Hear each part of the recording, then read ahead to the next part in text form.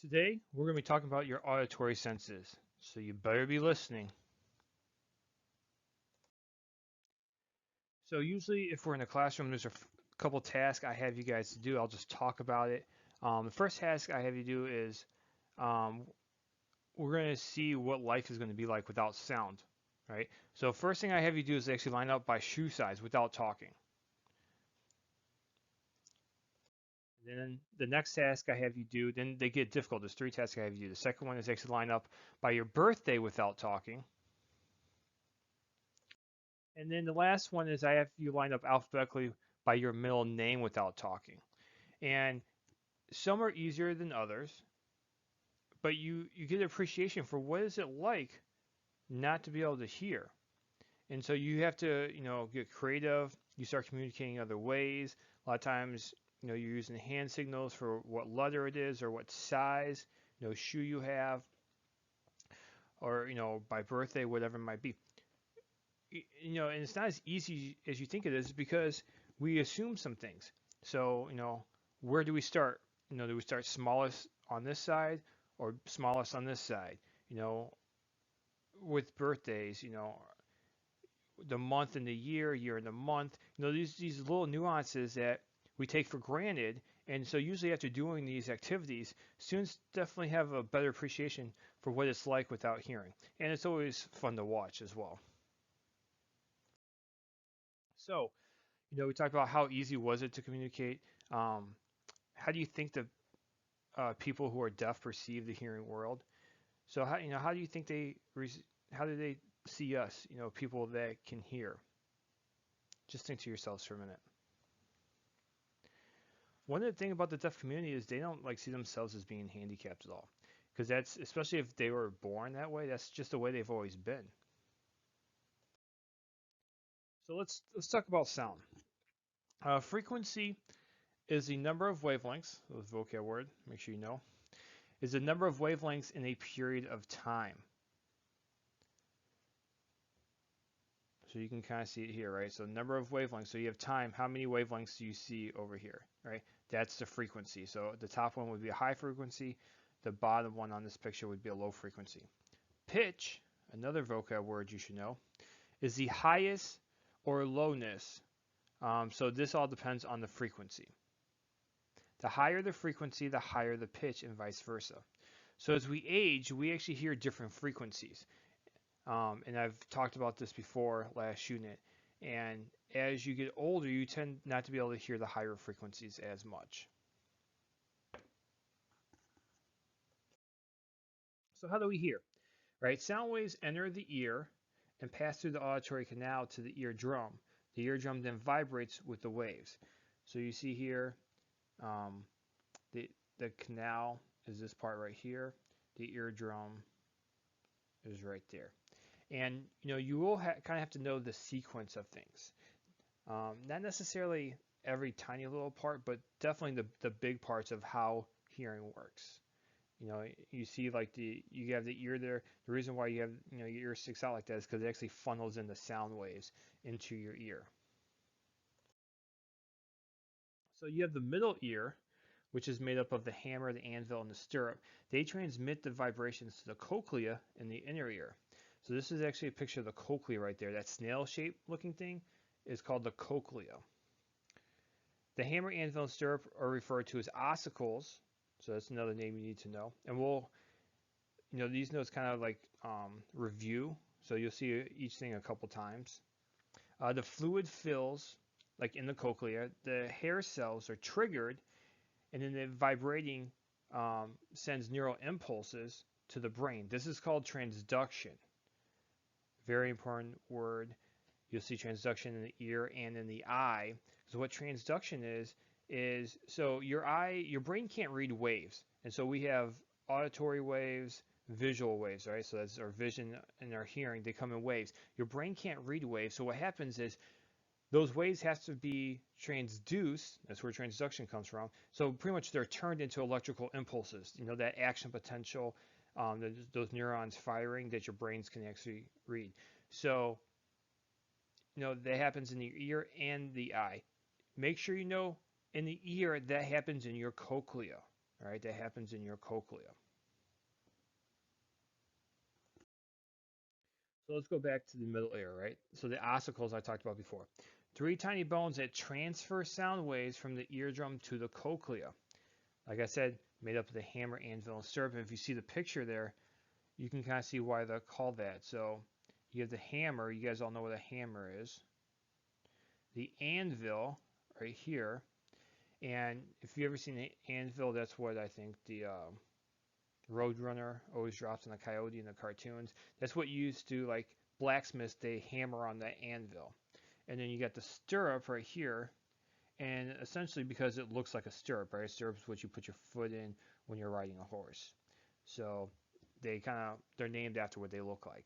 So make sure you know those are ossicles, and that these are actually bones, right? What they do, they amplify sound. And in old age, they may become brittle or damaged, resulting in conduction deafness. So just like any other bone that can become weaker as you get older, so can the bones in your ears. And that's why you can't hear as well as you get older, because those bones get brittle. They don't work as well. They don't amplify the sound as well. And with conduction deafness, we'll talk about towards the end of the notes, you can use just a hearing aid to amplify the sounds. So the different parts of the ear. And so this is focused on the cochlea. That's a snail-shaped thing right there. We talked about how the sound waves get funneled in through the ear, go down the auditory canal.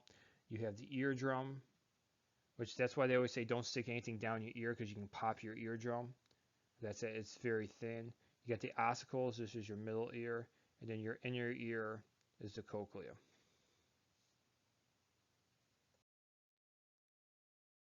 So the cochlea, this is your hearing organ, right? This is where sound waves are changed into a neural impulse.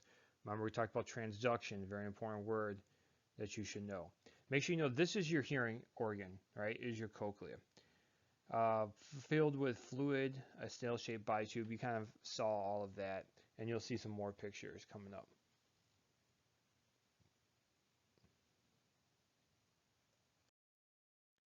So just a little review, the major divisions of the ear.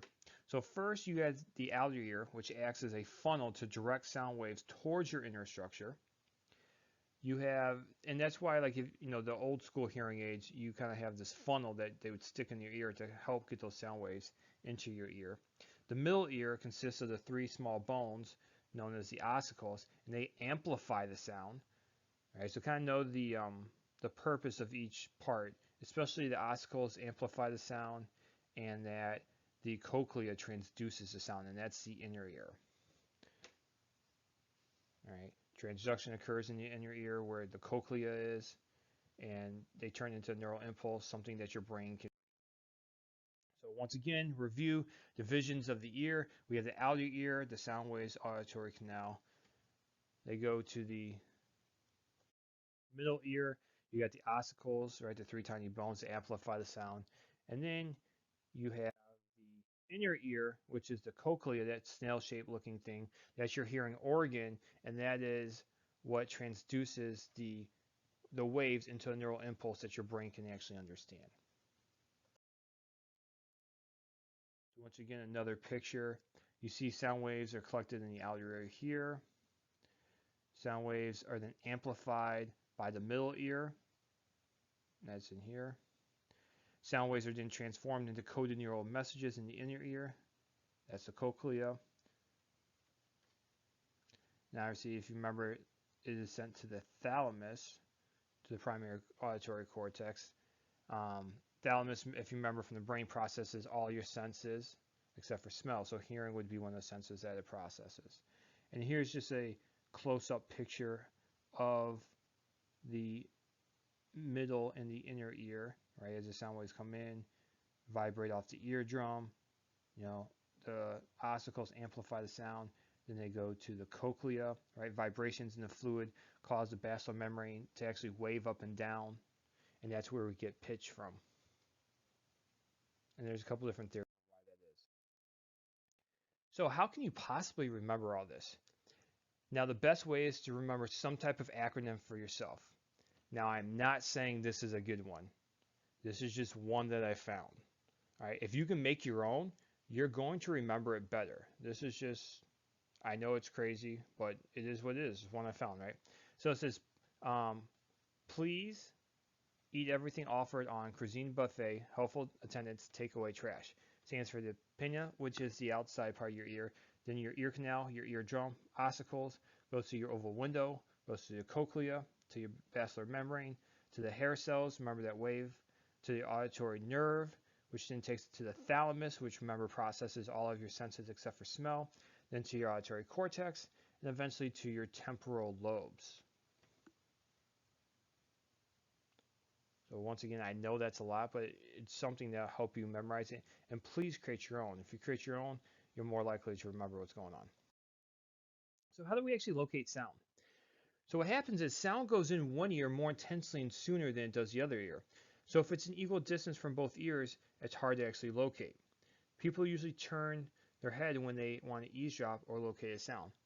So if a sound is equal distance from both ears, it's actually really hard to locate. And we'll do, if we were in person, I do a little activity where I blindfold a student, and then I have another student that will snap, right? Left side, right side, front, back, top. Well, it's easy if it's from the left side or the right side, because remember, if it hits your left ear first, then you know that sound came from your left side of your body. If it hits your right ear first, you know it came from somewhere on the right side of your body. But if it hits it equal, then it's hard to tell. So a lot of times when a student might be snapping in the back of them or the top or the front, or sometimes if you do right and left at the same time and it hits at equal time, then the student gets it wrong a lot. Very rarely will a student get all the snaps correctly.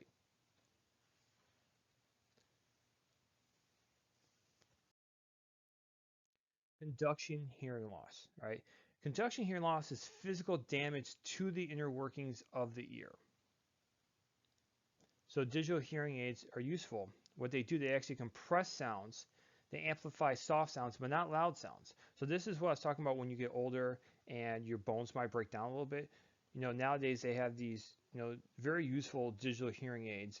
And it's nice because if it's a soft sound, they make it louder for you. They amplify it because that's what the ossicles are supposed to be doing, but they've broken down because the bones are weak. So they amplify those soft sounds, but yet they can register between soft and loud sounds now. And the loud sounds, they don't amplify as much. So it's not like they amplify everything 10 times, right? They might amplify the soft sound 10 times, but not a loud sound. Otherwise, if something's loud and they amplify it 10 times, that's going to hurt your ear. And when I was talking about the old school hearing aids to help funnel in, because you know how like your ear acts as a funnel for those waves, this is kind of what I was talking about. If you've ever seen like the movie The Patriot, sometimes you might see in U.S. history class, the one guy in there, he has to use one of these old funnels. Of course, the cartoon's saying that that's the only hearing aid that his insurance actually covers. So there is another type of hearing loss, and this is sensorineural hearing loss. And this can be caused by a few things like nerve deafness, or damage to the hearing nerve, disease, sometimes biological changes due to aging. Tissues usually remain dead and no new ones grow. But now with our technology nowadays, there's actually something you can do about it, and that's a cochlear implant. So you can see in this picture. So a lot of times students talk about, oh yeah, I've seen that before on someone, but I didn't know what it was. So if you see this is actually a cochlear implant. So this is what we use for sensorineural hearing loss, where if it's just conduction deafness, you would just get a digital hearing aid. So the deaf community. Most deaf children have hearing parents. And so they actually get around very well. They usually just use sign language. A lot of times they can read lips. Their visual senses are expanded. So when you don't have, like let's say you lose one of your senses, your other ones don't get better. What happens, it's not like you can hear better or see better. You're just more aware of it, right? So your visual senses are expanded, where if you're used to something your whole life, you get rid of it. Now, your other senses don't get better, like I was saying. You're just more aware of your other senses. So a lot of times people think, oh, I can hear so much better now, or I can see so much better now. That's not true. You're just more aware of what's going on.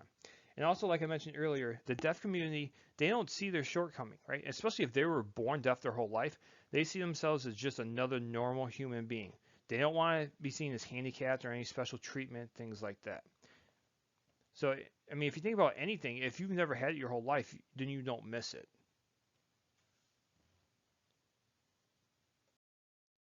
And then the activity, if we're in class, we would do the snapping thing, and I will have a lot of videos I'll be posting to the YouTube channel.